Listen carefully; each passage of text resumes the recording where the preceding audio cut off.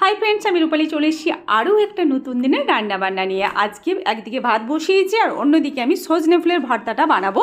তো তার আগে বাটা মাছ, চারপোনা মাছগুলো পরিমাণ মতো লবণ হলুদ দিয়ে ভেজে নিলাম। আর একটা মশলা বানিয়ে নেব, যেখানে আমি দিয়েছি 2 রকমের সর্ষে, জিরে, তারপরে আদা, রসুন, পেঁয়াজ আর শুকনো লঙ্কা, কাঁচা লঙ্কা বেটে নিয়েছি। পেঁয়াজটা ভেজে নিলাম, তারপরে দিয়ে দিলাম মশলাটা। টমেটো ভালো করে গলা গলা হয়ে যাওয়ার পর পরিমাণ মতো লবণ দিয়ে, জল দিয়ে, গ্রেভিটা হয়ে যাওয়ার পর মাছগুলো দিয়ে জাস্ট ফুটিয়ে উপর থেকে ধনে পাতা ছড়িয়ে দিয়ে নামিয়ে নিলাম। আর এদিকে আগে বেগুনটা ভেজে নিয়েছিলাম, তারপর মেথি শাকটা আলাদা করে ভেজে নিয়ে ভালো করে মিশিয়ে দিলাম। আমি শুকনো লঙ্কা ফোড়ন দিয়ে মেথি শাকটা ভেজে নিলাম।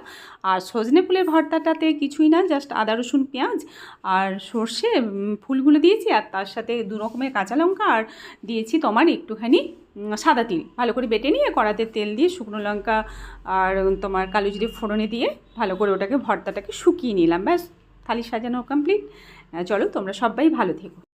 হাই ফ্রেন্ডস, আমি রূপালি চলে এসেছি আরও একটা নতুন দিনের রান্নাবান্না নিয়ে। আজকে একদিকে ভাত বসিয়েছি আর অন্যদিকে আমি সজনে ফুলের ভর্তাটা বানাবো। তো তার আগে বাটা মাছ, চারপোনা মাছগুলো পরিমাণ মতো লবণ হলুদ দিয়ে ভেজে নিলাম। আর একটা মশলা বানিয়ে নেব, যেখানে আমি দিয়েছি 2 রকমের সর্ষে, জিরে, তারপরে আদা, রসুন, পেঁয়াজ আর শুকনো লঙ্কা, কাঁচা লঙ্কা বেটে নিয়েছি। পেঁয়াজটা ভেজে নিলাম, তারপরে দিয়ে দিলাম মশলাটা। টমেটো ভালো করে গলা গলা হয়ে যাওয়ার পর পরিমাণ মতো লবণ দিয়ে, জল দিয়ে, গ্রেভিটা হয়ে যাওয়ার পর মাছগুলো দিয়ে জাস্ট ফুটিয়ে উপর থেকে ধনে পাতা ছড়িয়ে দিয়ে নামিয়ে নিলাম। আর এদিকে আগে বেগুনটা ভেজে নিয়েছিলাম, তারপর মেথি শাকটা আলাদা করে ভেজে নিয়ে ভালো করে মিশিয়ে দিলাম। আমি শুকনো লঙ্কা ফোড়ন দিয়ে মেথি শাকটা ভেজে নিলাম।